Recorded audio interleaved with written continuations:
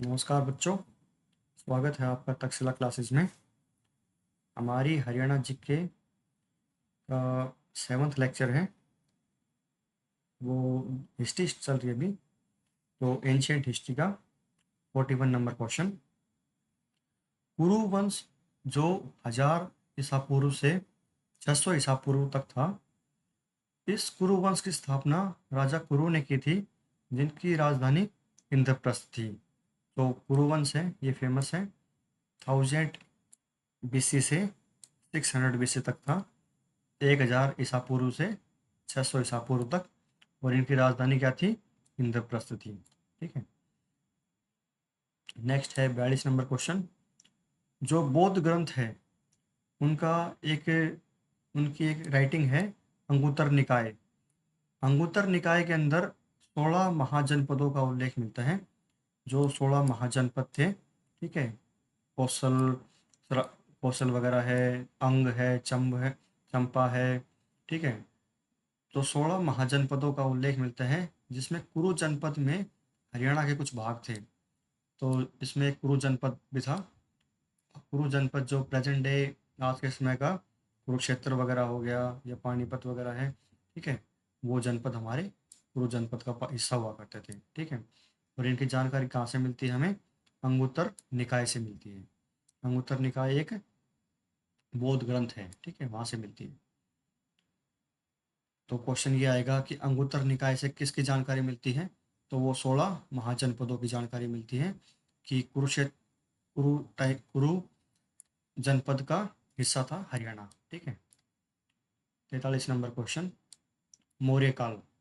मौर्य काल में जो टोपरा स्तंभ लेख है, जो टोपरा अम्बाड़ा के अंदर जो लेख है, स्तंभ के ऊपर जो एक पिलर के ऊपर लेख लिखा हुआ है, जो मूल रूप से अम्बाड़ा में स्थित था, और उसको फिरोज शाह तुगलक ने दिल्ली भिजवाया था। ठीक है। ये इंपॉर्टेंट क्वेश्चन है, कई बार रिपीट हो चुका है। ठीक है। सम्राट अशोक ने थानेश्वर में एक स्तूप बनवाया, जिसमें महात्मा बुद्ध के अवशेष रखे हैं। जो अशोक हैं, जो मौर्य काल में सबसे पहले आते हैं चंद्रगुप्त मौर्य, फिर आते हैं बिंदुसार, फिर आता है अशोक। तो अशोक के जो दादा थे वो क्या थे? चंद्रगुप्त मौर्य। और इन चंद्रगुप्त मौर्य के समय के क्या थे?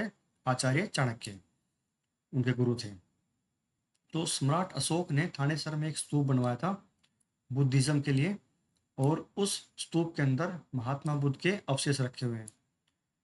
अशोक ने अपने लाइफ के लास्ट समय में, जब उन्होंने कलिंगा का वार लड़ा था उड़ीसा में, कलिंगा मतलब उड़ीसा, उड़ीसा में जो वार लड़ा था, उसके बाद उन्होंने हथियार रख दिए थे।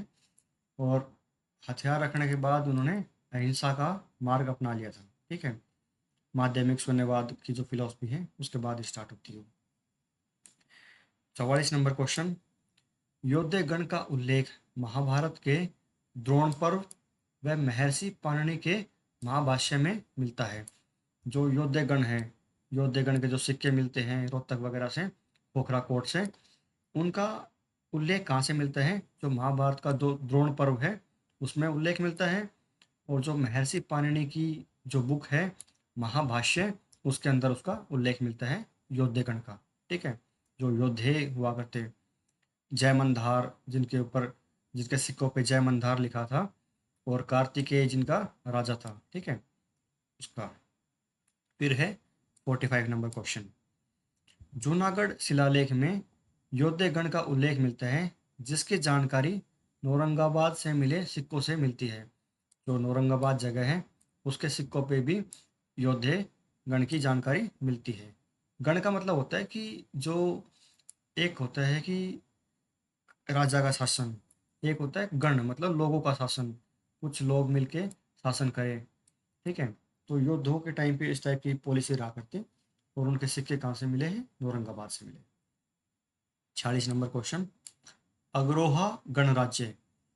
हिसार का उल्लेख अष्टाध्यायी, जो की पाणिनि का महाभाष्य है, ठीक है, और पाणिनि की अष्टाध्यायी है, और पतंजलि का महाभाष्य में मिलते हैं। ठीक है। अग्रोहा गणराज्य का उल्लेख कहाँ मिलता है? अष्टाध्यायी में मिलता है, ठीक है, और पतंजलि के महाभाष्य में मिलता है अग्रोहा गणराज्य का जिक्र। फिर है 47 नंबर क्वेश्चन। पुणिंद गणराज्य, पुणिंद गणराज्य कहाँ पे था? अम्बाड़ा के अंदर था। ठीक है, अम्बाड़ा के अंदर पुणिंद गणराज्य था। और महेंद्रगढ़ के अंदर कौन सा था? अर्जुनायन। ठीक है, ये फेमस क्वेश्चन है, रिपीटेड क्वेश्चन है। ठीक है, महेंद्रगढ़ में क्या था? अर्जुनायन गणराज्य। और अम्बाला के अंदर पुणिंद गणराज्य था। फिर है पुष्यभूति काल या वर्धन काल। ठीक है, उसमें हर्षवर्धन के शासन काल में चीनी यात्री वेनसांग भारत आया था। हर्षवर्धन का राज्यकाल स्टार्ट होता है 606 से 647 ईस्वी तक। ठीक है, 647 में हर्ष किससे हार गया था? पुलकेशिन से हार गया था। पुलकेशिन चालुक्य राजा था, चालुक्य डायनेस्टी का राजा था। उससे हर्षवर्धन हार गया था और उसने जो साउथ की तरफ अपना जो विजय अभियान था उसको रोक दिया था, वहाँ पे रुक गया था। तो हर्षवर्धन के शासनकाल में चीनी यात्री हेनसांग भारत आया था। और हेनसांग ने बहुत ही फेमस बुक लिखी है, सी यू की। ठीक है, सी यू की। ठीक है, नेक्स्ट क्वेश्चन। मिहिर भोज के समय पेहुआ उत्तर भारत का सबसे बड़ा व्यापारी केंद्र था, जहां से घोड़ों का व्यापार होता था। जो मिहिर भोज गुज्जर प्रतिहार राजा है मिहिर भोज, उसके समय में जो पेहुआ है वो नॉर्थ इंडिया का बहुत बड़ा ट्रेडिंग सेंटर था।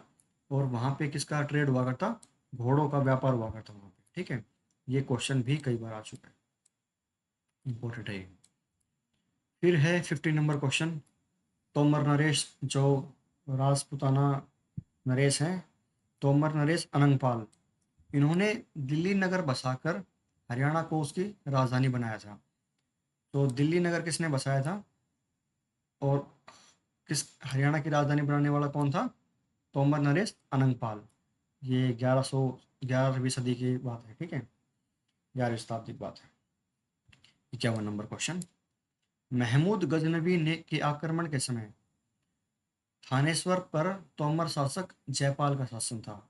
जो थानेश्वर है कुरुक्षेत्र के अंदर, वहाँ पर तोमर राजा जयपाल का शासन था जब महमूद गजनवी ने इंडिया पे अटैक किया था।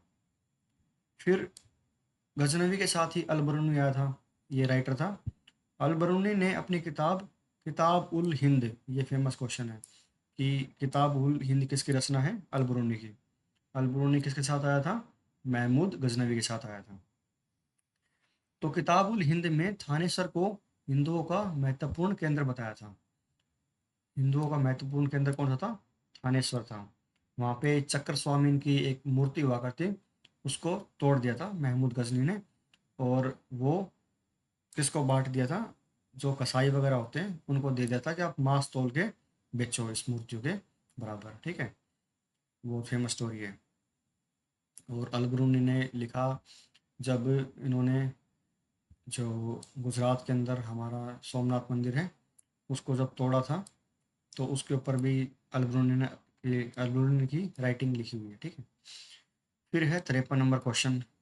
तराइन का प्रथम युद्ध। जो तराइन कहाँ पे है? करनाल के अंदर है तराइन। तराइन या तरावड़ी बोलते हैं उसको। जो पहला युद्ध था उसमें 1191 में हुआ था, पृथ्वीराज चौहान और मोहम्मद गौरी के बीच में हुआ, जिसमें पृथ्वीराज चौहान की जीत हुई थी पहले युद्ध में 1191 में। फिर अगले ही साल तराइन का दूसरा युद्ध होता है, जिसमें पृथ्वीराज चौहान मोहम्मद गौरी के बीच में हुआ और मोहम्मद गौरी की जीत हुई और पृथ्वीराज चौहान की हार हुई उसके अंदर। और पृथ्वीराज चौहान का, जिसने पृथ्वीराज रासो लिखा है, चंद बरदाई, वो चंद बरदाई इसका कोर्ट पोइट था। ये भी कई बार आ जाते हैं चंद बरदाई, जो पृथ्वीराज चौहान का क्या था? दरबारी कवि था चंद बरदाई। उसने लिखा है ना, 4 बार 24 गज अंगुल अष्ट प्रमाण, ताव पर सुल्तान है मत चुके चौहान। आंख फोड़ दी थी मोहम्मद गोरी ने पृथ्वीराज चौहान की। फिर भी उन्होंने, चंद बरदाई अच्छा राइटर था, उसने डिस्टेंस कैलकुलेट किया कि सुल्तान इतने डिस्टेंस के ऊपर यहाँ बैठा हुआ है, 4 बार 24 गज अंगुल अष्ट प्रमाण, ताव पर सुल्तान है मत चुके चौहान। यहाँ से तीर चलाया और मोहम्मद गोरी को उन्होंने लास्ट में मार दिया। फिर है 55 नंबर क्वेश्चन। सल्तनत काल में, सल्तनत काल होता है कुतुबुद्दीन ऐबक से स्टार्ट होता है। कुतुबुद्दीन ऐबक मोहम्मद गोरी का गुलाम था। मतलब उसका गुलाम था या उसका दामाद भी था। कुतुबुद्दीन ऐबक गुलाम वंश का पहला शासक बना जब मोहम्मद गोरी ने इंडिया पे अटैक किया था और फाइनली उसको हरा दिया था पृथ्वीराज चौहान को। तो वो यहाँ पे अपना एक गुलाम छोड़ गया था, कुतुबुद्दीन ऐबक, जिसने जिसके नाम पे कुतुब मीनार है। ठीक है। और कुतुब मीनार, कुतुबुद्दीन ऐबक का जो खास गुरु था वो क्या था? कुतुबुद्दीन बख्तियार काकी। ठीक है। काकी ने कुतुब मीनार के सामने बैठ के बहुत सी राइटिंग लिखी है। ठीक है। फिर नेक्स्ट है, रजिया बेगम की हत्या 1240 में कैथल के पास कर दी गई थी। जो रजिया बेगम थी वो हिंदुस्तान की पहली मुस्लिम शासिका थी और इसकी हत्या 1240 में कैथल के पास कर दी, जब वो पंजाब से एक रिवोल्ट को ख़त्म करके वापस जब आ रही थी दिल्ली की तरफ, तो रास्ते में डाकुओं ने उनकी हत्या कर दी थी। ठीक है। तो इस सीरीज़ के भी क्वेश्चन हो चुके हैं। ठीक है। Thank you.